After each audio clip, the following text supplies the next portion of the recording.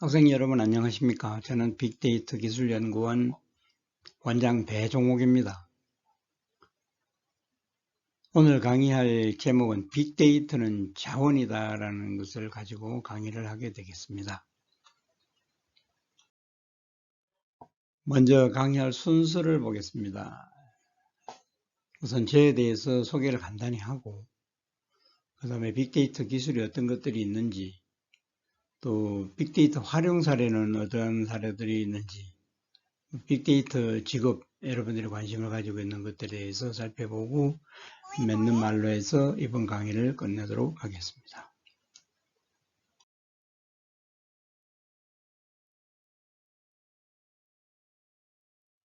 먼저 저를 간단히 소개하겠습니다. 저는 KT에서 22년 동안 근무를 했고요. 근무했던 내부 조직은 본사와 조달본부 등이었고 최종적으로 차장으로 퇴직을 했습니다. 그리고 현재는 충남대학교에서 공학박사 과정을 공부를 하고 있는데 코스웍은 끝났고 논문 과정만 남았습니다. 이어서 빅데이터 기술연구원이라는 회사를 경영하고 있고요. 2000년 3월부터 했기 때문에 거의 20년 가까이 하고 있습니다. 거기 내용에는 기업 진단, 지도, 자문, 그 다음에 빅데이터 개발을 하고 있습니다. 다음은 회사를 소개하겠습니다. 간단히 홈페이지 첫 페이지 부분을 보면서 설명을 하도록 하겠습니다.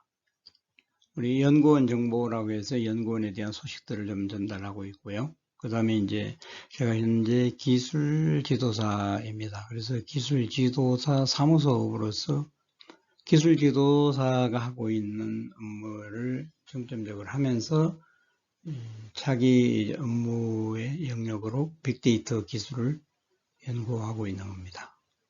비즈니스 실적이나 솔루션 관련되는 부분들은 홈페이지를 시간 날 때 좀 봐주시면 되겠습니다.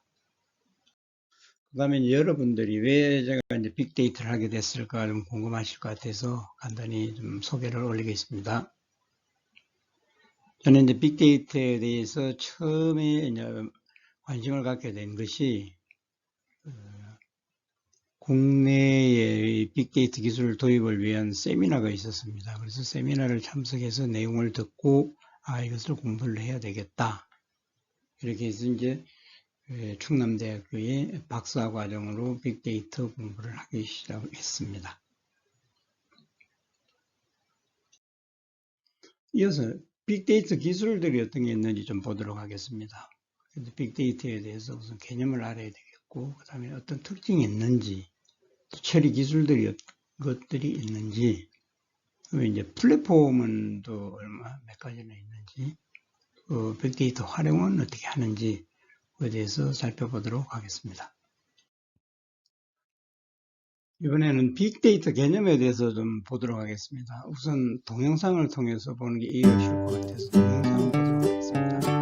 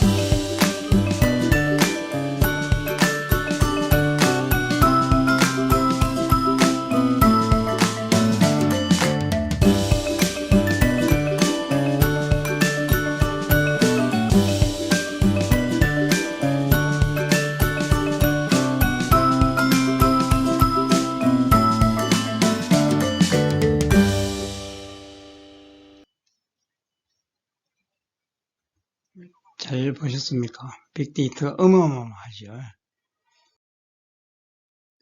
빅데이터는 크게 세 가지로 구성이 되어 있습니다. 규모, 즉 크기, 테라바이트 이상의 수준, 그 다음에 이제 속도, 실시간으로 데이터를 처리할 수 있는 속도와 그 다음에 정형이나 비정형 데이터를 다룰 수 있는 다양성, 이 세 가지를 빅데이터의 구성으로 보는데, 이 세 가지 외에 다른 학자들은 또 가치를 더 넣어서 네 가지로 해서 4V, 그 다음에 또 최근에 와서는 정확성까지 넣어야 한다 해서 5V로 다루어지기도 합니다. 그래서 아직 제대로 정의되지 않은 것이 또 빅데이터이기도 하고요. 그래서 이제 크게는 빅데이터가 규모나 속도, 다양성을 가진 것이 특징이라고 볼 수 있습니다. 빅데이터 처리 기술은 다양하게 있지만 우선 세 가지를 먼저 보겠습니다. 대용량 데이터를 분석하고 처리하는 하드업이 주류를 이루고 있고요. 그 다음에 이제 처리 기술로서는 통계나 데이터 마이닝, 그 다음에 그래프를 이제 보편화해서 처리할 수 있는 부분이 R 처리 기술이고요. 그 다음에 이제 실시간 분석 기술이 있고, 또 여러 가지 이제 또 있긴 한데, 그 중에 몇 가지를 더 볼 것 같으면은, 일정 양과 일정 기간을 처리하는 배치 기술이 있고, 그 다음에 이제 로그 데이터 수집이나 전송하는 플럼 처리 기술이 있고, 그 다음에 DBMS 데이터를 가져오는 그 처리 기술로 스쿱도 있고요. 그 다음에 뭐 여러분 잘 아시는 이제 구글 데이터 처리하는 GPS, 또 분산 처리나 이 합침을 하는 게 이제 맵 리듀스 처리 기술이 있고요. 또 이제 메시지 전달이나 인터페이스를 주로 하는 MPI라는 메시징 처리 기술이 있습니다. 그 다음에 이제 병렬 소프트웨어나 하드웨어 개발을 처리를 하기 위한 BSP라는 처리 기술이 있고요. 또 데이터를 요약하고 우리 분석하는 이제 하이브 처리 기술이 있습니다. 또 이제 분산이나 병렬 기계학습 같은 것을 처리하는 기술이 있고요. 여러 단계 처리의 흐름을 관리하는 처리 기술도 있습니다. 다음은 플랫폼 보도록 하겠습니다. 우선 대용량을 실시간으로 처리하는 고성능에 대한 플랫폼이 있고, 또 이제 콜이나 로그 데이터를 실시간으로 처리하는 플랫폼도 있고, 그 다음에 소셜 미디어나 모니터링을 분석하는 플랫폼이 있고, 그 외에 그 다량이나 정형, 비정형으로 된 그 관리 분석하는 플랫폼도 있습니다. 또한 대규모나 컴퓨터, 클러스터를 지원하는 또 플랫폼도 있고요. 하드웨어 작동하는 지리 엔진 관련된 플랫폼도 있습니다. 또 한두 가지 더 볼 것 같으면 기계가 만들어내는 엄청난 양의 데이터를 모니터링하고 분석하는 그런 플랫폼도 있고요. 그게 이제 스플렁크라는 게 요즘에 많이 쓰이고 있습니다. 또 서버상의 대용량 데이터를 사용자가 분석토록 이렇게 지원해주는 그런 플랫폼도 있고 해서 다양한 플랫폼들이 있습니다. 빅데이터 활용 부분을 보도록 하겠습니다. 영상을 분석해서 거기에 들어있는 특성을 인식하고 패턴을 추출한 걸로 사용하는 그 지능형 영상 분석 활용을 좀 하고 있고요. 그 다음에 이제 기록되어 있는 이벤트나 로그를 분석하고, 그 다음에 이제 의미 있는 정보를 찾아내는 것으로 이제 프로세서 마이닝으로 좀 활용을 하고 있습니다. 그 다음에 이제 데이터 중에서도 대용량 데이터에서 유용한 정보를 추출하고 통계적 또는 이제 수학적으로 인공지능 활용하는 유의미한 발견들을 위해서 이제 데이터 마이닝이 활용되고 있습니다. 그리고 이제 시작 시작점과 이제 끝점이 구분되지 않는 대용량의 그 스트림 데이터에서 패턴을 추출을 하는 또 실시간 대용량 스트림에 대해서 활용도 하고요. 그 다음에 이제 언어학이나 통계학, 기계학습 등을 기반으로 한 자연어 처리 기술을 반정형이나 비정형, 텍스트 정형화를 위한 이 텍스트 마이닝으로도 활용이 되고 있습니다. 다음은 빅데이터 활용 사례에 대해서 보도록 하겠습니다. 분야는 5가지 정도로 나눠봤습니다. 공공 분야에 대해서 이제 한 가지 보고, 그 다음에 문화관광 분야, 교통, 물류, 환경, 기상, 재난안전 분야 순으로 보도록 하겠습니다. 공공행정 분야 빅데이터 활용 사례를 보도록 하겠습니다.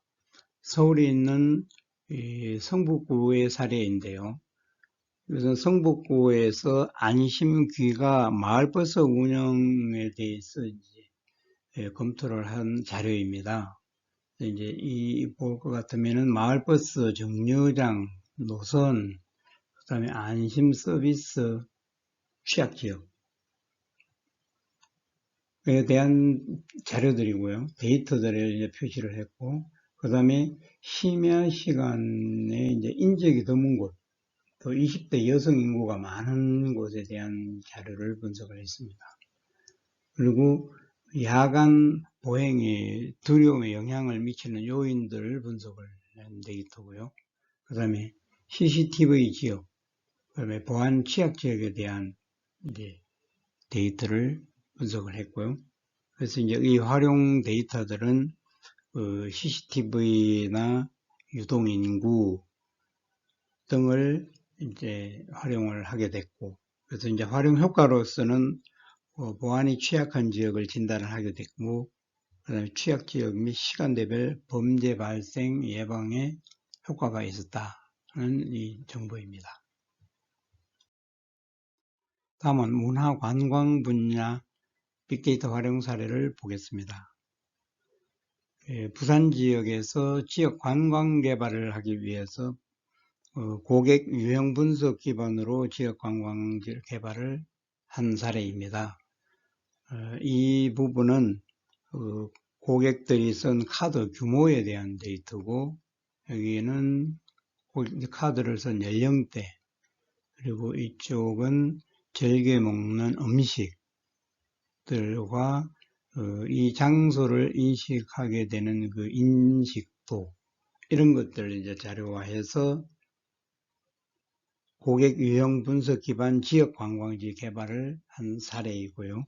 그래서 이제 활용 데이터로는 카드 결제 정보를 사용을 했고, 그 다음에 여기에 따른 어떤 효과를 보는 것은 지역 경제 활성화 방안이 수립된 거고, 핵심 고객을 식별할 수 있었다는 이제 활용 사례입니다. 다음은 교통 물류 분야 빅데이터 활용 사례를 보도록 하겠습니다.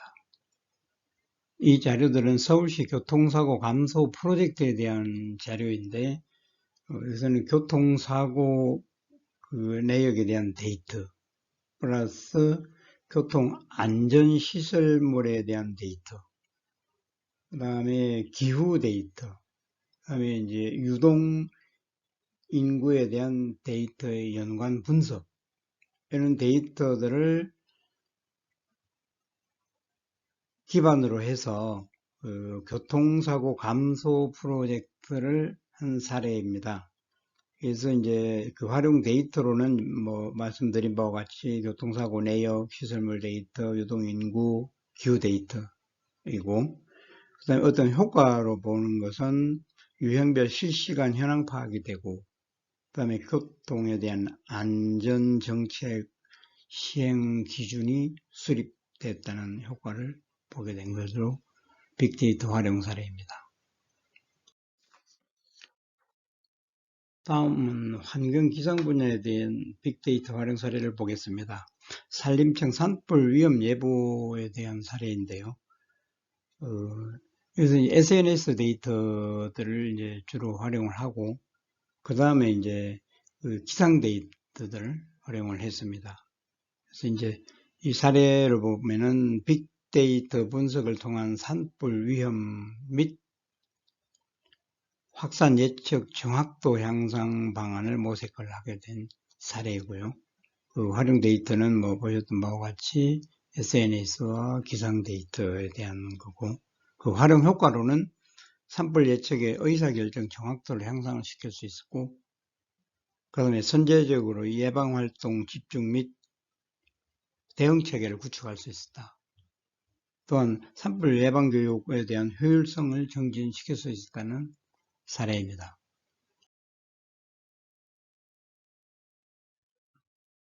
이어서 재난안전 분야 빅데이터 활용 사례를 보겠습니다. 이것은 외국 사례이고요. 독일의 사례입니다. 센서를 이용한 기관차 관리 부분이고요.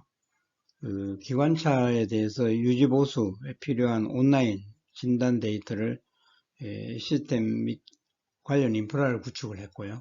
그래서 이제 그 관련된 실시간 모니터링에 대한 이 도면입니다. 그래서 활용 데이터로는 이제 IoT, 사물 인터넷 부분에 대해서 이제 센서 데이터를 활용을 한 거고요. 그래서 이제 효과로 보면은 기관차 원격 진단 체계 수립이 됐고, 사고의 재발 방지가 된 거고, 그 다음에 잠재적으로 사고 예방 및 대책이 수립이 됐다는 겁니다.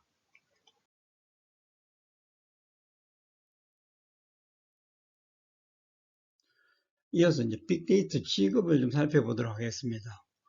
빅데이터 플랫폼 센터를 이제 구축하는 분야가 어느 분야가 있는지, 그 다음에 센터 구축에 따른 이제 기대 성과는 어떤 것들이 있을 건지, 그 다음에 빅데이터 전문가는 어느 부분은 어떤 내용들이 있는지 좀 살펴보겠습니다. 빅데이터 플랫폼 분야를 보겠습니다. 금융 분야에서는 이제 PC카드가 플랫폼 주관이 되고 있고, 센터 구성은 7개가 있습니다. 그 다음 소프트나 닐슨 코리아 등 7개 회사고, 그 다음에 플랫폼 주요 내용으로는 이제 금융, 그 다음에 이제 비금융 쪽에 이제 통신, 뭐 소셜 유통, 미디어, 이런 것들이 있고요. 그 다음에 이제 환경 분야 쪽에는 이제 수자원공사가 플랫폼 이제 주관이 되면서 7개 센터로 구성이 되는데, 거기에는 이제 기상산업기술연구원과 그 다음에 국립생태원 등 주요 플랫폼 내용은 물이나 기상, 기후 등에 대한 것이고, 그다음에 문화미디어 쪽에서는 한국문화정보원이 이제 플랫폼 주관사가 되고요. 그 다음에 그 센터 구성은 8개 정도, 국립중앙도서관, 그 다음에 국민체육진흥공단, 외에 이제 6군데. 그래서 이제 플랫폼 주요 내용은 숙박, 그 다음에 문화, 레저, 음식, 뭐 이런 쪽이고, 그 다음에 교통 쪽은 플랫폼 주관사가 한국교통연구원이 되겠습니다. 그거는 센터 구성은 7개로 좀 하고, 울산시 포항테크노파크 외에, 그 다음에 플랫폼 주요 내용은 실시간 교통량, 뭐 대중교통, 열차, 고속도로 등이고요. 그 다음에 이제 헬스케어 쪽에 이제 플랫폼 주관은 국립암센터에서 하게 되고, 센터 구성은 5개, 이제 서울 삼성병원, 연대 세브란스 병원 등, 그다음에 이제 플랫폼 주요 내용에는 10대 암 종별 임상 데이터, 그다음에 암 진단 치료 등입니다. 계속 이어서 이제 유통 분야에는 메일 방송을 주로 하고 10개 센터로 구성이 돼서 유통상품, 카드 결제 등이 있고, 그 다음에 통신 분야에는 이제 KT가 이제 플랫폼 주관자로 되고, 11개 이제 센터로 구성이 돼서 BC카드와 인터넷진흥원, 그 플랫폼 내용에는 이제 유통인구, 상권, 그 다음에 뭐 카드 소비 등이고요. 중소기업에 대한 이 플랫폼 주관은 더 좋은, 비좋은이 이제 하게 되고, 8개 이제 센터가 구성이 됩니다. 그래서 빅밸류, 하나손해보험 등이고, 그다음 플랫폼 내용은 그 중소기업 회계, 부동산, 보험계약 등입니다. 그다음에 지역경제에 대해서는 이제 경기도청에서 이제 하게 되는데 6개 센터로 구성이 되고, 위에는 이제 경기 콘텐츠진흥원, 경기 일자리 재단, 그 이제 플랫폼 내용은 지역화폐 결제정보, 기업정보 등이고요. 그다음에 이제 산림 부분에서는 그 한국임업진흥원, 그래서 이제 7개 센터로 구성이 되고, 비거리나 RO 정보기술 등입니다. 그 다음에 플랫폼은 이제 임업, 등산로, 숲길, 자전거 등에 대한 이제 주요 내용을 다루고요. 그래서 이제 10개 그 분야의 플랫폼 주관사 10개 해서 센터와 플랫폼, 센터 구성과 플랫폼 주요 내용을 살펴봤습니다. 그다음에 빅데이터 센터 구축에 대한 기대 성과에 대한 자료는 한국정보화진흥원에서 발간된 내용을 보도록 하겠습니다. 2018년에서 21년 사이에 신규 데이터가 4.2배나 좀 증가를 한 걸로 보여지고, 그 다음에 신규 개발 종류가 92종으로 나왔습니다. 그 다음에 빅데이터 활용 기업이 3,302개 정도 이제 늘어나고, 그 다음에 이제 이에 따른 그 채용 인력이 약 500명, 3년간 500명 정도 더 늘어날 것으로 전망을 했습니다.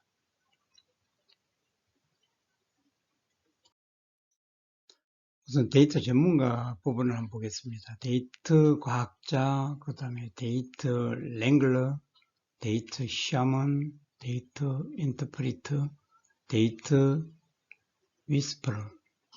이것들은 이제 데이터를 모델링하고 추출하고 분석, 해석, 정제하는 이런 전문가들입니다. 이 외에도 추출하고 전송하고 불러오게 하는 개발자들, 그리고 하드 개발, 시각화 툴 개발자들이 이 전문가로 활동을 하게 됩니다. 그래서 고객 분석도 하고 제품 연구 개발도 하고 프로그램 개발도 하고 이 관련된 기술들에 대한 전문가는 수요가 많을 것으로 전망됩니다. 다음은 여기까지 살펴본 것을 좀 요약해 보도록 하겠습니다. 빅데이터 자원, 그 다음에 시장 전망, 직업 전망에 대해서 보도록 하겠습니다. 빅데이터 자원을 보도록 하겠습니다. 빅데이터 자원은 IoT, 사물 인터넷, 그 다음에 모바일, 클라우드, 그 다음에 인공지능, 이것들에 대한 것이 자원이 될 수 있고, 이것들은 이제 자원하기 위해서 실시간으로 수집하고, 그 다음에 축적해서 가공 분석해서 제품의 서비스 적용을 하면서 이게 이제 자원화가 되고, 그 자원 중에서도 이제 내부 자원이나 외부 자원으로 볼 때, 그 내부 자원은 이메일이나 로그 데이터 등으로 좀 자원화할 수 있고, 외부 데이터에서는 사진이나 동영상, 오디오 등을 자원화할 수가 있습니다. 그래서 빅데이터는 자원이다 얘기입니다. 빅데이터 시장 전망을 볼 것 같으면 2017년도에서 2022년도까지 이제 분석된 데이터들 보면은 한국 IDC가 내놓은 데이터인데요. 2017년도 1조 원대에서 이제 2022년도까지 하면은 2조 원대로 늘어난다는 전망입니다.